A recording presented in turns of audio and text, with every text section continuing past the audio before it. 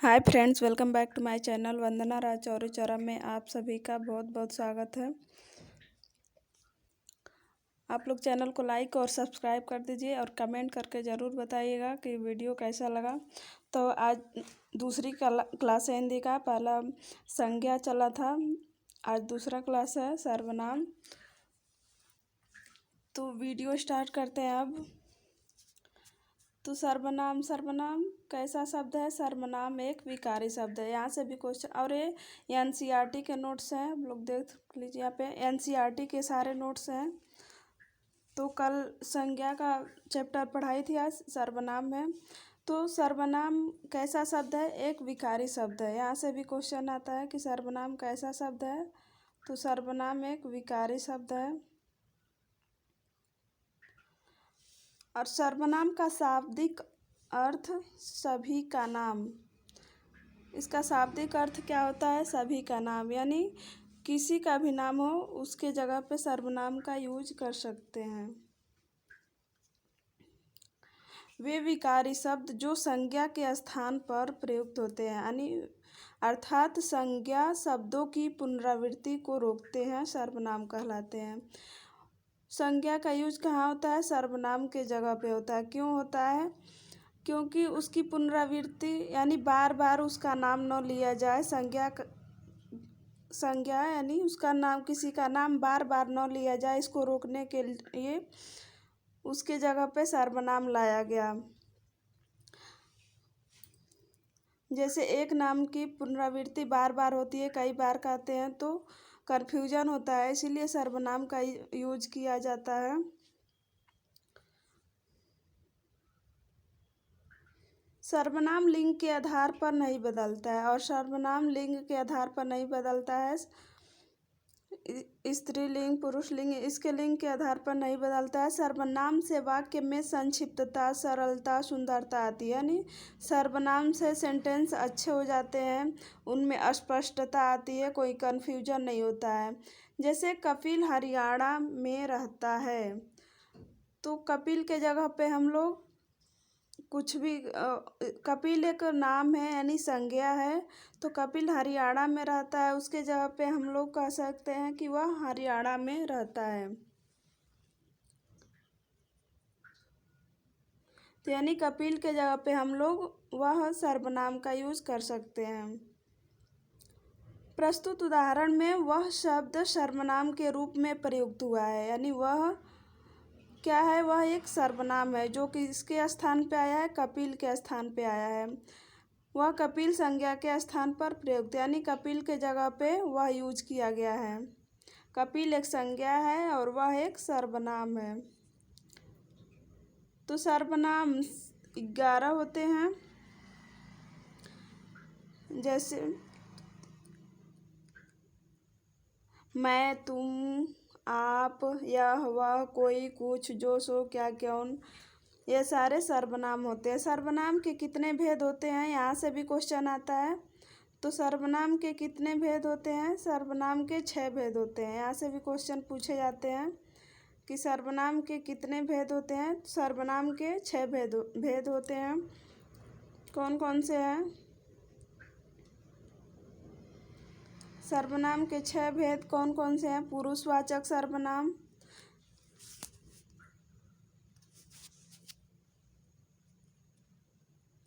पुरुषवाचक सर्वनाम यानी किसी सजीव के स्थान पे आते हैं, सजीव के स्थान पे पुरुषवाचक सर्वनाम किसे कहते हैं? जो सजीव में यूज होता है। इसका डिटेल अभी आगे देखते हैं। तो सर्वनाम कितने प्रकार के होते हैं? 6 प्रकार के होते हैं। पहला पुरुषवाचक सर्वनाम, दूसरा निश्चयवाचक सर्वनाम, तीसरा अनिश्चयवाचक सर्वनाम। निश्चय मतलब जो निश्चित होता है, अनिश्चय मतलब जो निश्चित नहीं होता है, अनिश्चय सर्वनाम। संबंधवाचक सर्वनाम जो संबंध बताते हैं। निजवाचक सर्वनाम जो किसी निजता के बारे में बताता है। प्रश्नवाचक सर्वनाम जिससे क्वेश्चन किए जाते हैं। तो सर्वनाम के कितने भेद होते हैं? 6 भेद होते हैं। पुरुषवाचक, निश्चयवाचक, अनिश्चयवाचक, संबंधवाचक, निजवाचक, प्रश्नवाचक। तो इसका डिटेल में देखते हैं। पहला क्या है, पुरुषवाचक सर्वनाम।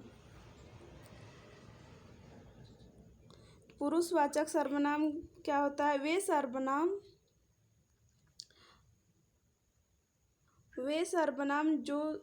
वे सर्वनाम शब्द जो स्त्री पुरुष यानी स्त्री हो या पुरुष हो, पुरुष मतलब केवल पुरुष के लिए नहीं होता है। सर्वनाम शब्द जो स्त्री पुरुष यानी सजीव, जिसमें जीव होते हैं, संबंधी शब्दों का बोध कराते हैं, पुरुषवाचक सर्वनाम कहलाते हैं। यानी वे शब्द जो स्त्री पुरुष या सजीव संबंधों को बोध कराते हैं वे पुरुषवाचक सर्वनाम कहते हैं। इनका प्रयोग बोलने वाले वक्ता, सुनने वाले श्रोते यानी या किसी अन्य के लिए भी किया जाता है। यानी कोई बोलता है या कोई जो सुन रहा है या किसी अन्य के लिए भी इसका यूज होता है। यानी सजीव के लिए इसका यूज करते हैं पुरुषवाचक सर्वनाम का। और पुरुषवाचक सर्वनाम के भेद कितने होते हैं? पुरुषवाचक सर्वनाम के 6 भेद होते हैं। पुरुषवाचक सर्वनाम के 3 भेद होते हैं। सर्वनाम के 6 भेद होते हैं और पुरुषवाचक सर्वनाम के 3 भेद होते हैं।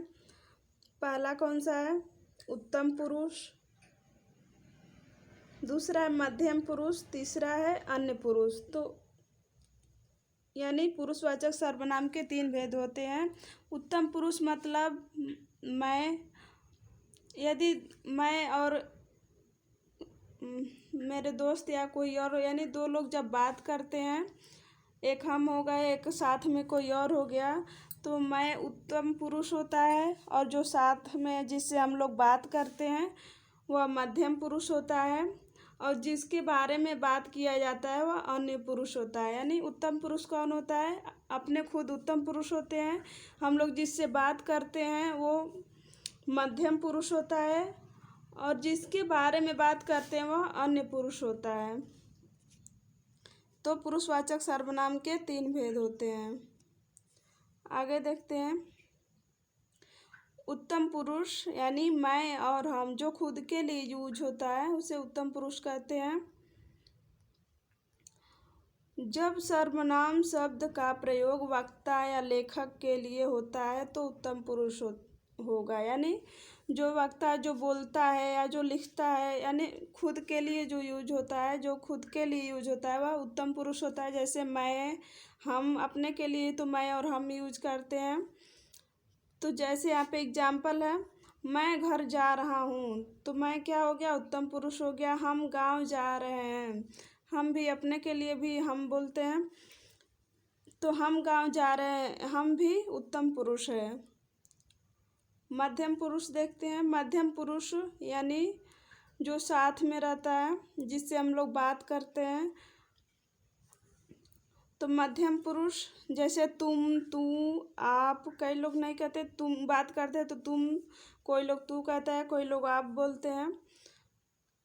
तो जब सर्वनाम शब्द का प्रयोग श्रोता के लिए हो उसे मध्यम पुरुष कहा जाता है।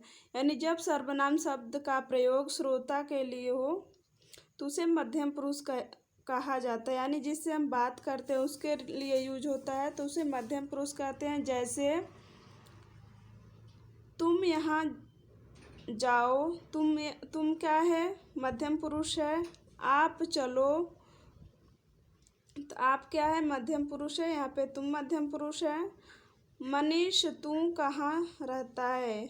तो यहाँ भी तू आया है, तो मनीष तू कहाँ रहता है, यह भी मध्यम पुरुष है, यानी उससे पूछ रहा है।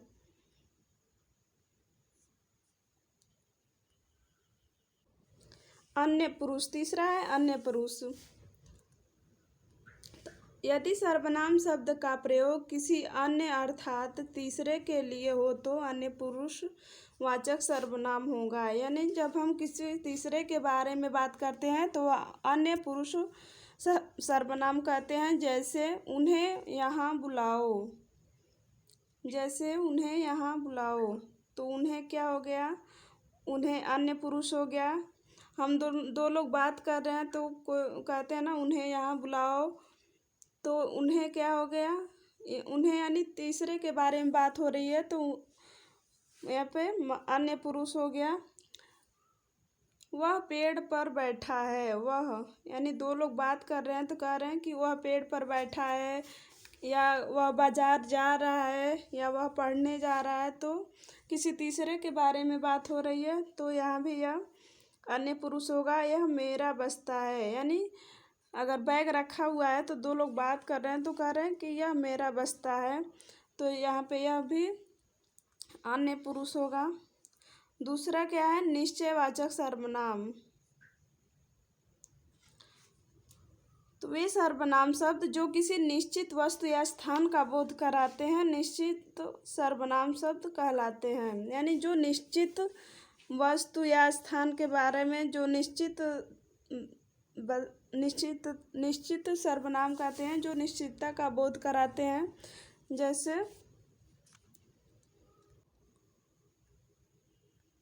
जैसे यहाँ पे यूज करते हैं हम लोग यह का, ये भी कहते हैं, वह को वे भी कहते हैं। तो जैसे एग्जाम्पल में देखते हैं कि यह मेरा घर है, तो यह निश्चित कर रहा है ना कि यह मेरा घर है, निश्चित कर रहा है कि यह मेरा घर है, तो यहाँ पे निश्चयवाचक सर्वनाम होगा। वह मेरा पेन है, यानी यह निश्चित बता रहा है कि वह मेरा पेन है, तो यह भी निश्चयवाचक सर्वनाम होगा। ये आपकी पुस्तक है, तो यह भी निश्चित कर रहा है, तो ये आपकी पुस्तक है, ये निश्चयवाचक सर्वनाम हो जाएगा। वह तुम्हारा बिस्तर है, यानी वह निश्चित है कि वह तुम्हारा बिस्तर है, तो यहाँ पे भी वह निश्चयवाचक सर्वनाम होगा। तीसरा है अनिश्चयवाचक सर्वनाम।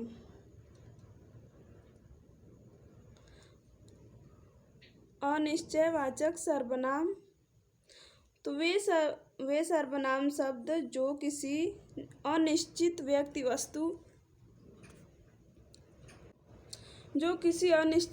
या वस्तु का बोध कराते हैं, जो किसी अनिश्चित व्यक्ति या वस्तु का बोध करवाते हैं, वह अनिश्चयवाचक सर्वनाम कहलाते हैं। जैसे यूज करते हैं हम लोग शब्द कोई कुछ, यानी यहाँ पे निश्चय नहीं हो रहा है, कोई कुछ यहाँ पे अनिश्चय दिखा रहा है।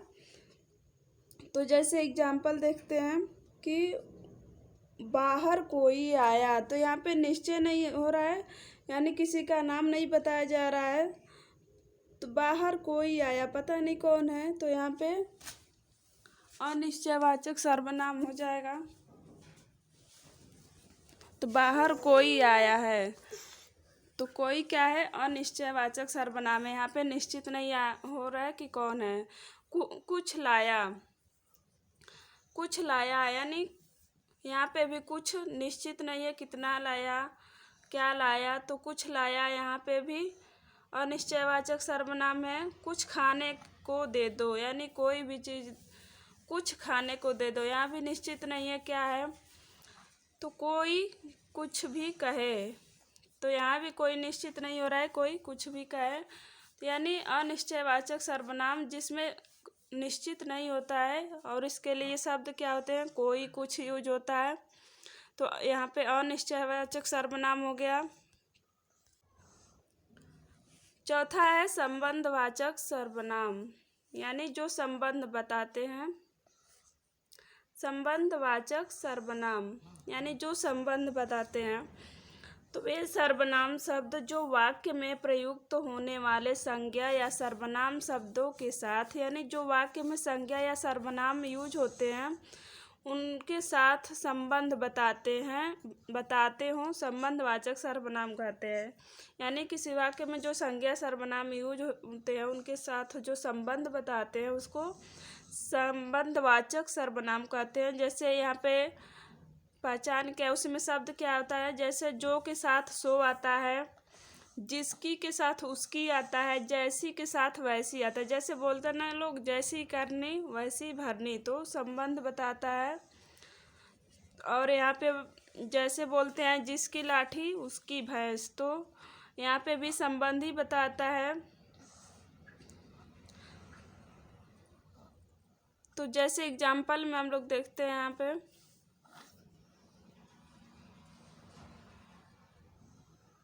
एग्जाम्पल है जो मेहनत करेगा सो सफल होगा। तो यहाँ पे क्या बोल रहा है, जो मेहनत करेगा, जो का संबंध किससे बता रहा है, सो, यानी जो मेहनत करेगा सो सफल होगा। अगला यहाँ पे जैसा करोगे, यानी जैसा करोगे वैसा भरोगे। जैसा का संबंध वैसा से बता रहा है, तो जैसा करोगे वैसा भरोगे। जैसा पाँव पसारिए तेते लांबी शोर, तो जैसे जैते का संबंध तैते से बता रहा है। जिसकी लाठी उसकी भैंस, तो जिसका संबंध उसकी से बता रहा है, तो जिसकी लाठी होगी उसी की भैंस होगी। यहाँ पे भी संबंध बता रहा है। जैसी करनी वैसी भरनी, यानी अगर शब्द जो के साथ सो मिल जाए, जिसकी उसकी मिल जाए, जैसी वैसी मिल जाए, तो यहाँ पे संबंधवाचक सर्वनाम होता है।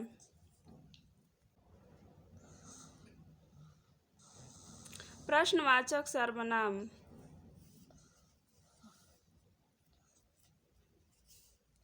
वे सर्वनाम शब्द जो वाक्य में प्रश्न का बोध करवाते हैं। वे सर्वनाम शब्द जो वाक्य में प्रश्न बोध करवाते हैं वे प्रश्नवाचक सर्वनाम कहलाते हैं। यानी जिसमें हम लोग किसी से क्वेश्चन करते हैं, कुछ पूछते हैं, वो प्रश्नवाचक सर्वनाम होते हैं। जैसे क्या, क्या से अप्राणीवाचक निर्जीव, यानी क्या निर्जीव के लिए यूज होता है, यानी जिसमें जीव नहीं होता है उसके लिए क्या यूज करते हैं। और कौन किसके लिए यूज होता है, कौन प्राणीवाचक, यानी सजीव, सजीव के लिए। जैसे जिसमें जीव होता है उसमें कौन कौन करके प्रश्न पूछा जाता है, और जो निर्जीव होता है उसमें क्या करके प्रश्न पूछते हैं। जैसे एग्जाम्पल में देखते हैं हम लोग, बाहर कौन है, यानी कोई आदमी होगा, यानी कोई जीव ही होगा। तो यहाँ पे बाहर कौन है, यानी यह सजीव के लिए यूज हुआ है। क्या लाया, तो कोई सामान ही लाया होगा, तो यहाँ पे यह निर्जीव के लिए यूज होता है क्या। तो बाहर कौन है, क्या ले, तो सबसे इजी होता है, क्योंकि इसमें प्रश्नवाचक चिन्ह भी होते हैं। प्रश्नवाचक जैसे क्या, कौन, किससे, यह भी क्वेश्चन ही किया जाता है। और यह सबसे इजी होता है पहचानना, क्या खा रहे हो, तो यह भी क्वेश्चन ही कर रहा है। अगला है निजवाचक सर्वनाम, सबसे लास्ट है निजवाचक सर्वनाम।